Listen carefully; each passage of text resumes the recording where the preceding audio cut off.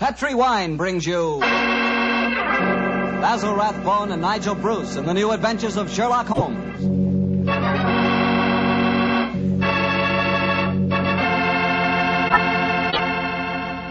The Petri family, the family that took time to bring you good wine, invite you to listen to Dr. Watson tell us another exciting adventure he shared with his good friend, that master detective, Sherlock Holmes. And I'd like to tell you about my favorite time of day. It's just before dinner. You know, when the family's all sitting around in the living room and wonderful things are cooking in the kitchen? Ah, that's for me.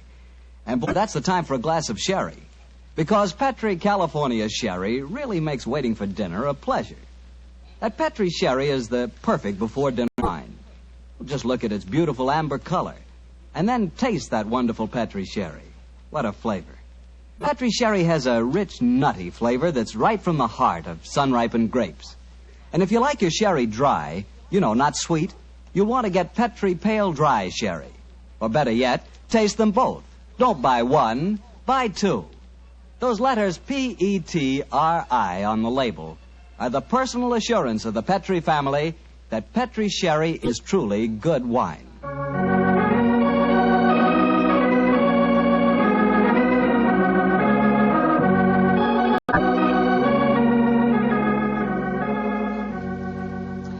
And now it's time to keep the weekly appointment with our good friend, Dr. Watson. How are you this evening, Doctor? I never felt better, thank you, Mr. Bartell. Draw up your usual chair and make yourself comfortable. Thanks. That's it. Oh, I see you've had the old tin dispatch box out again. I suppose you've been going through your notes on tonight's new Sherlock Holmes adventure? Yes, Mr. Bartell. I think you'll find it as pretty a little problem as we ever encountered. The story began in 1887. A very busy year for us, my boy.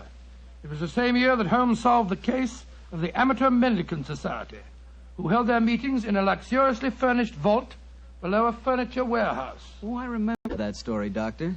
And wasn't 87 the year you both escaped from death in the Paradol chamber? It was indeed. You've got a very good memory, Mr. Bartell. The story I'm going to tell you tonight topped off this unusually exciting year. It was late in October, and the equinoctial gales had set in with exceptional violence. All day the wind had howled and the rain had beaten against the windows of our Baker Street lodgings. Finally, it was nearly midnight, as far as I remember. The storm grew higher and louder, and the wind in the chimney sobbed like a child. Suddenly, much to our surprise, the doorbell jangled, and a few moments later, our midnight visitor stood before us. He was a man of about 45, and as he looked about him anxiously in the glare of the lamp, I could see that his face was pale and that his eyes heavy, like those of a man who was weighed down with some great anxiety. And yet when he spoke, his tone was businesslike and almost aggressive. I've come to you for advice, Mr. Holmes. That's easily obtained. And help. That is not always so easy. Help the gentleman off with his coat, will you, Watson? Yes, indeed. Here you are, sir. Let me hang it up for you. Thank you, sir.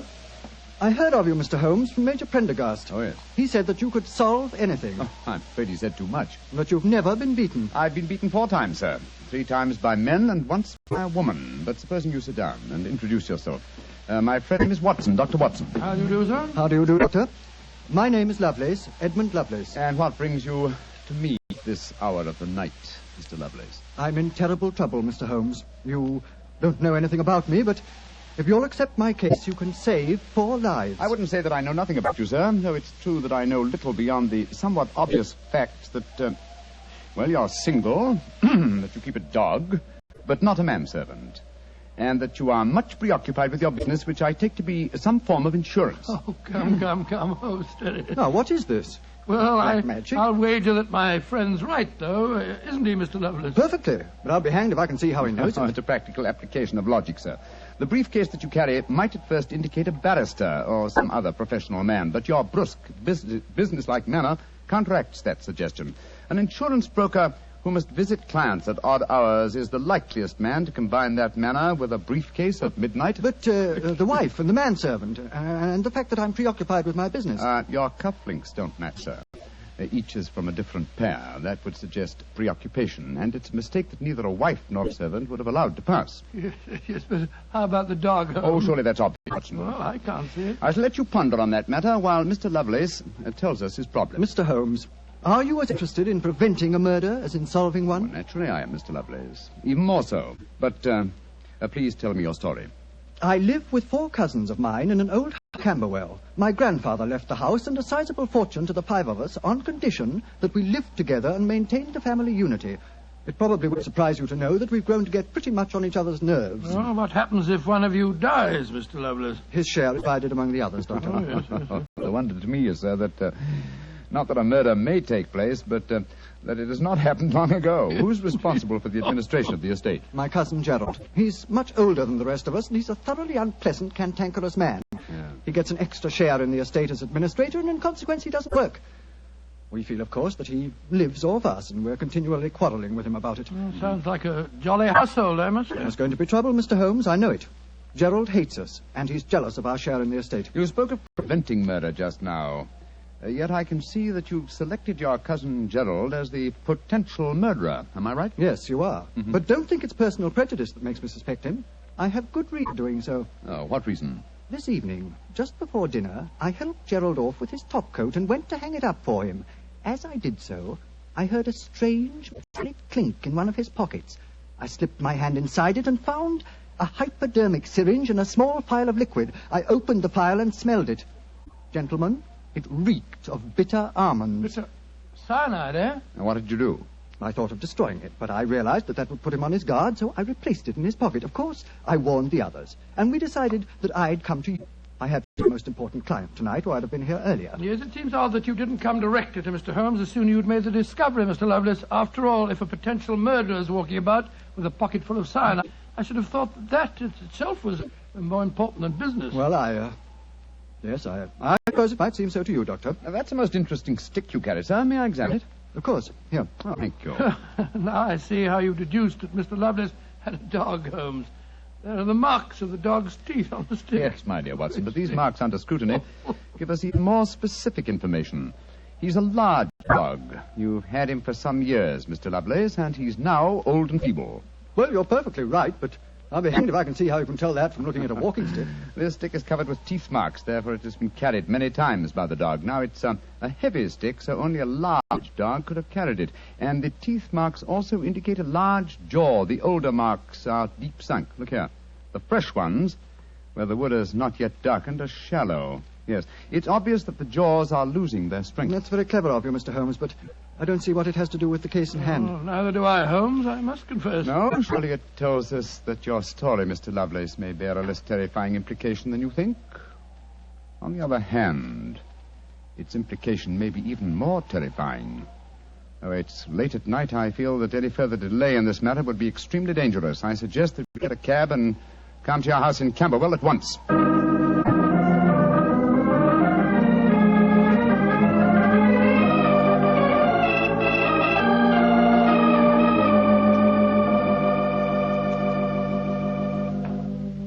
Randolph, I'm glad you're still up. I was able to persuade Mr. Sherlock Holmes and Dr. Watson to come back with me. Gentlemen, this is my cousin, Alice Harley. How do you do? How do you do, Miss Harley? How do you do? And my cousin, Randolph Lovelace. How do you do? How do you do, How sir? do you do, Mr. Lovelace? I've told him about the whole business, Randolph, so we can all speak perfectly freely. Let's begin by sitting down, shall we? Randolph and I had just finished a little cold supper. We've been to the theatre tonight. Well, Mr. Holmes, I suppose Edmund told you about finding the hypodermic syringe and the cyanide in Gerald's coat pocket. Yes, tonight. indeed. May I ask where your cousin Gerald Lovelace is now? We left the house at 7, but I imagine Gerald went upstairs at 8, as usual. Didn't he, Edmund? On the stroke of 8, Alice. He's very fixed in his habits, Mr. Holmes. He goes up to his room every night at 8. There he reads or works on his accounts and eventually goes to bed any time between 10 and 1. Well, he might stop. I should like to speak to him a little later. In the meanwhile, may I ask you two young people to tell me quite honestly your feelings about your cousin Gerald? And you might as well be frank. I've kept nothing back. All right. Randolph and I hate him. First of all, we're sure he's jealous of our shares in the estate, and then we... Alice and I want to get married, Mr. Holmes, and Gerald won't hear of it. But you're your cousins, aren't you? Only second cousins, Dr. Watson. Gerald is dreadfully conventional. He's threatened us that if we do get married, he'll go to court and try to have our shares in the estate annulled. And from the way the will is worded, I wouldn't be surprised if he could do it. So you can see why we have no great love for him, why we're afraid of him. Well, he sounds an extremely unpleasant person to me. You mentioned there were 5 cousins in the house. 3 of you are here. Mr. Gerald Lovelace is upstairs. Who and where is the 5th cousin? The 5th cousin is my brother, Gilly. He's something of a tragedy, I'm afraid. You see, Gilly's 20, but he never developed mentally beyond the age of 8. He had a bad fall in the hunting field when he was a kid. He's been like this ever since. Oh, I'm sorry to hear that, sir. But he's the dearest, most gentle boy you've ever met. And, incidentally, the one person in this house who doesn't hate Gerald. The poor fellow doesn't understand the conditions of the will, I suppose. No. But if he did, I don't think it'd make any difference. I swear that Gilly loves every living thing, especially Gladstone. Gladstone is the name of his dog. His dog? Yes. The dog may be the key to this whole matter. The dog? What makes you say that, Holmes? When a man brings a quick and painless poison home to a household containing an old and feeble dog, it's more than possible that he has obtained that poison, quite legitimately, to give the dog a merciful death. To kill Gladstone? Oh, no. After all, Alice, dear, he is old and almost blind But, now. Mr. Holmes, if you think Gerald brought home the poison to put Gladstone out of the way, and I admit it sounds perfectly logical, what made you decide to come here tonight? Because I dare not even guess what you may have done by intruding the thought of murder in this situation. Where is your brother Gilly? In his room upstairs, asleep. I wonder if we might go up to him. I should like to talk to him, if you don't mind. And after that, I want a few words with your cousin, Gerald Lovelace.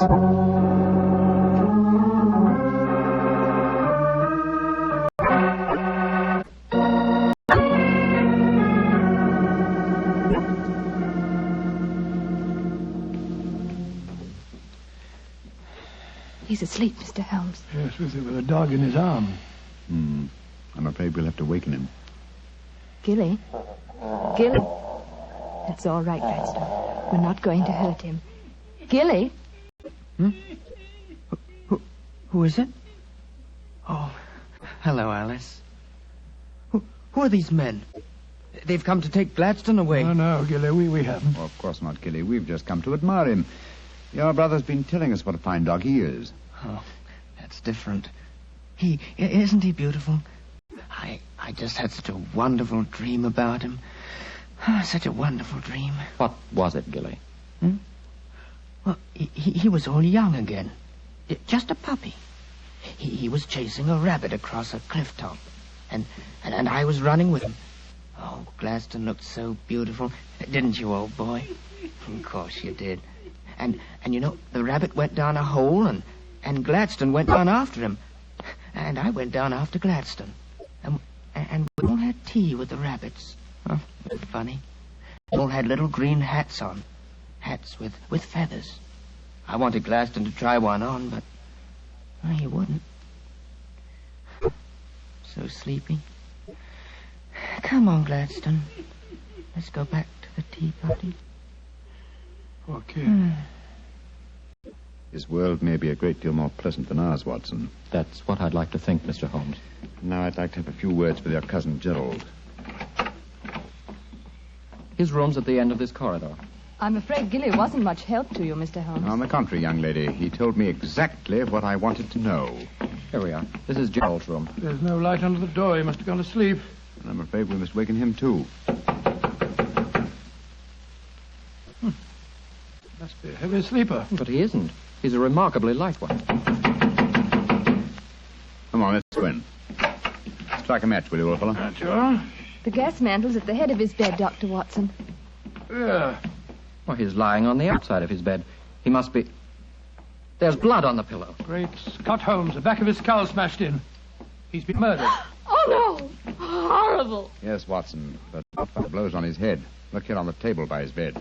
A hypodermic syringe and a broken file. Yes, a broken file. Reeking of bitter almonds. Poor devil. Well, I won't pretend I liked him. But what a ghastly way to die. All they that take the sword shall perish with the sword. So the scriptures say, Mr. Lovelace. The very suspicion of the killing has brought murder to pass. Well, it's too late to prevent it. Our job now is to find the killer and see that he's brought to justice.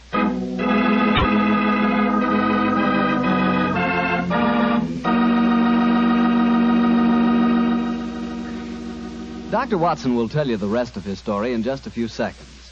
Just time enough for me to tell you that if there's one wine that's perfect for any occasion, it's Petri California Sherry. With a bottle of that rich, amber-colored Petri Sherry on hand, you can make that time before dinner a main event.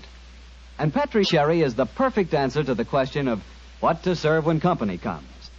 Serve Petri sherry alone and let its full, wonderful flavor speak for itself, or serve Petri sherry with hors d'oeuvres or party sandwiches.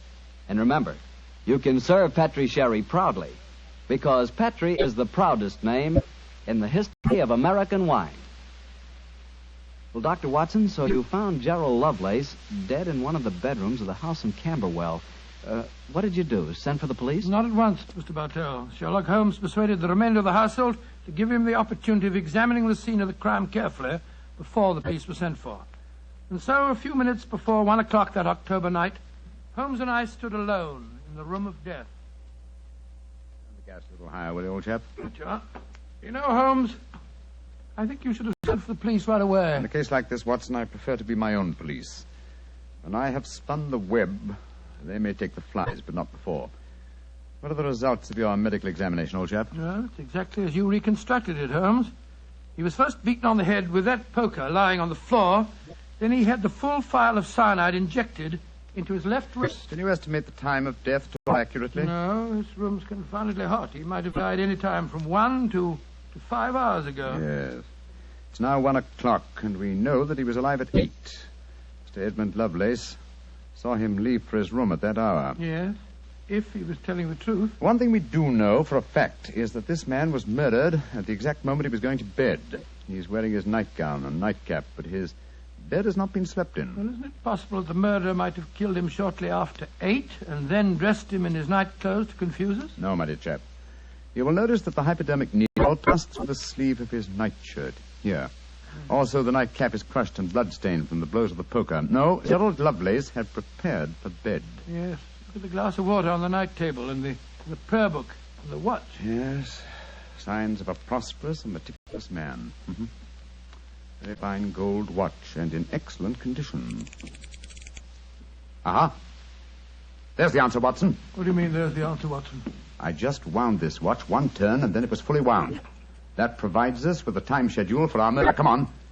We'll send a servant for the police, and while they're on the way, if you'll call everybody together, I should like to put a few more questions to this family.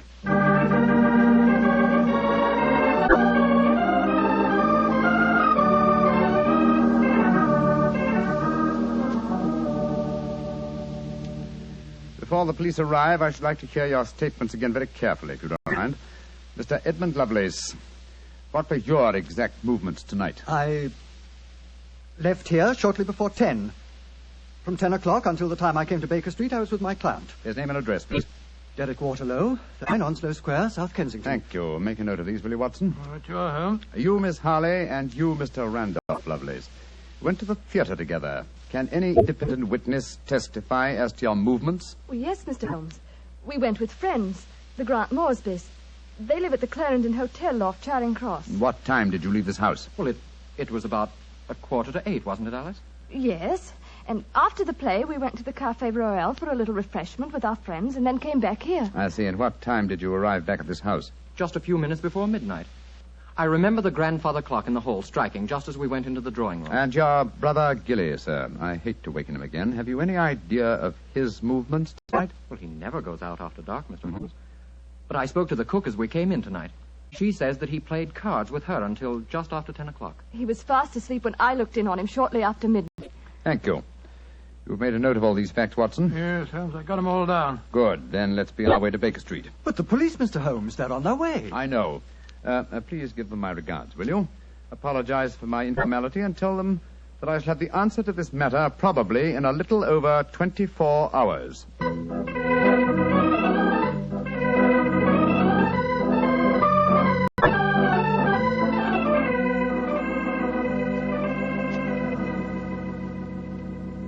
Holmes, here it is well after midnight.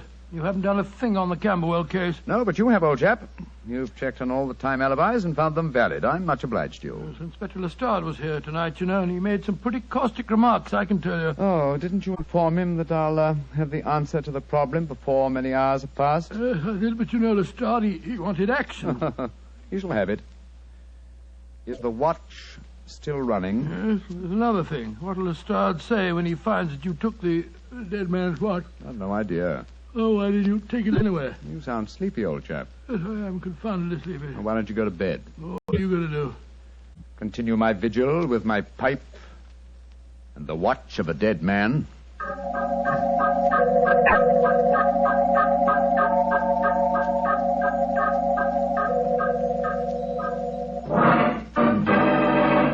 Watson, wake up! What time is it? 5 o'clock in the morning. Good Lord, what are you doing up at this hour? The watch has just stopped. I'm about to rewind it. What are you rewinding it for, Holmes? You waited over 24 hours for it to unwind. When I know how many turns it takes to wind it fully, I shall have the answer to the whole business. 10, 11... You're being confoundedly mysterious, as usual. 14. 14 turns, and the watch is fully wound. Get your clothes on, old chap. Well, where are we going at this hour? To the house in Camberwell. Now I know who murdered Gerald Lovelace.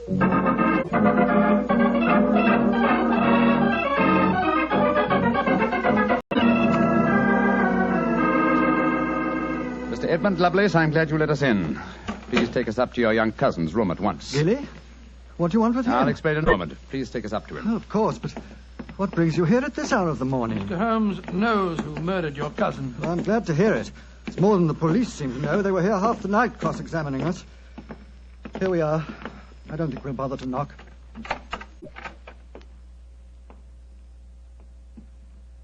Gilly? Gilly? I'm awake. We heard you coming up the stairs, didn't we, Gladstone? It's the same man again. You're not going to take Gladstone away, are you? Please don't take him away. Don't worry, Gilly. We're not going to touch him. Oh, that's all right, then. Oh, Gilly, Yes, you really love that dog, don't you?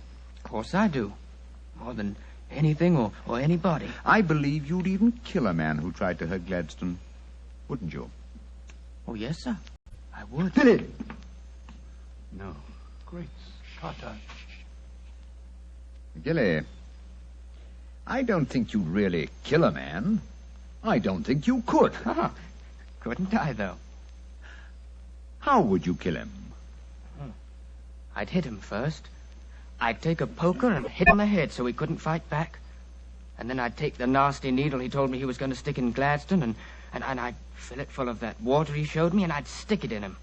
That's what I'd do. Then he'd be dead. And he couldn't hurt my Gladstone anymore. Not ever. Let's leave him, shall we? Goodbye, Gilly. Pleasant dreams. Goodbye, sir. Good old Gladstone. You satisfied, sir? Yes. Poor Gilly. There's no doubt about it, of course. Can there be no one who described the murder to him, and yet he's just given an exact description of its method? What'll happen to him? They won't try him. No. A little pressure in the right places, and he'll be released to a private nursing home. I'll do everything I can, Mr. Lovelace. Thank you, Mr. Holmes. Thank you.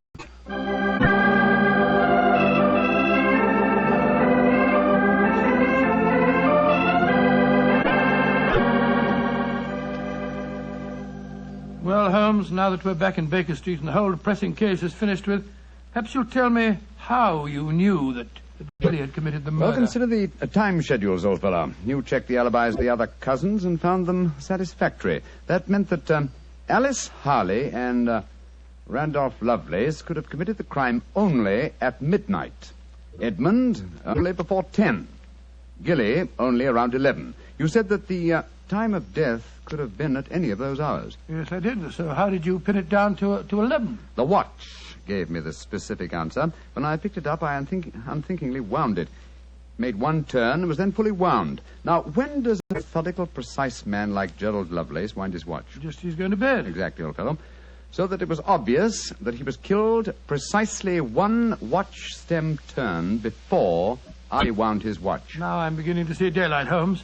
So you let the watch run down? That's what I did. It took 28 hours, from 1 o'clock the night before last until 5 this morning. Now, how many turns did it take to rewind it? 14, wasn't it? That's right.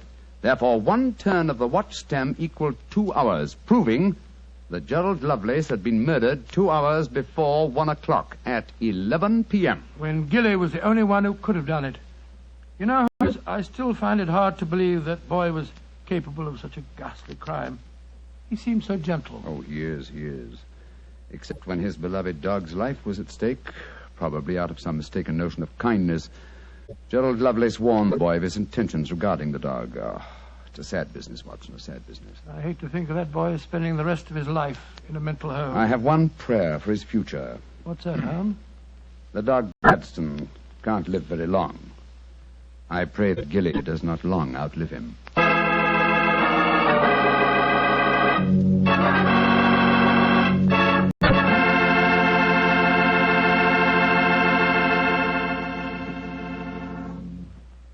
That was a remarkable bit of deduction on the part of Mr. Holmes. Yes, extremely clever, wasn't it? Of course, if I may say so, I was of some small help myself. Small help? Why, Doctor, you practically solved the case by yourself. Oh, I wouldn't go as far as saying that. But, Doctor, you did check all the alibis, didn't you? Yes, I checked where each suspect was at various times. Yes, you checked time. And what's more important than time? Well, Why, Doctor, time is even vitally important when it comes to wine. I was wondering how you were going to bring that in. And one thing we do know, Petrie took time to bring you good wine. So nobody can miss with Petrie wine. It's just got to be good. You know, you can't be in the wine business as long as the Petrie family without really learning all about the fine art of making wine. And don't forget, the Petrie family has been making fine wine since way back in the 1800s. So, naturally, they've been able to hand on down, from father to son, the result of generations of experience at turning luscious, sun-ripened grapes into fragrant, delicious wine. No matter what type of wine you prefer, you'll like it more if it's a Petrie wine, because Petrie took time to bring you good wine. Well, Dr. Watson, what new Sherlock Holmes story do you plan to tell us next week? Well, now, next week, Mr. Bartell, I'm going to tell you a most unusual adventure that Holmes and I had when we were attending a performance at the Opera House in Rome. It concerns a famous singer who lost her voice, an understudy who was nearly lynched, and a murder that baffled the police. I call it The Adventure of the Terrifying Cat. Well, that's a story we've got to hear. Thank you, Mr. Bartell. And before you go, I want to talk to our friends about their war bonds. You know, during the war, the best investment we could find was the United States bond. And for my money, they're still a great investment. They're called United States savings bonds now, and only the name is changed.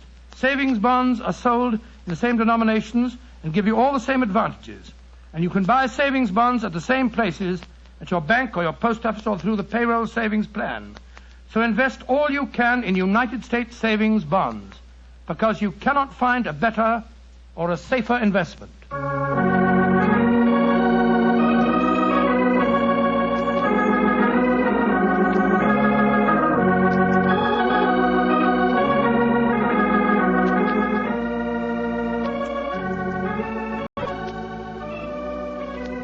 Tonight's Sherlock Holmes adventure was written by Dennis Green and Anthony Boucher and was suggested by an incident in the Sir Arthur Conan Doyle story, The 5 Orange Pips. Music is by Dean Fostler. Mr. Rathbone appears through the courtesy of Metro-Goldwyn-Mayer, and Mr. Bruce through the courtesy of Universal Pictures, where they are now starring in the Sherlock Holmes series. The Petrie Wine Company of San Francisco, California, invites you to tune in again next week, same time, same station. Sherlock Holmes comes to you from our Hollywood studios.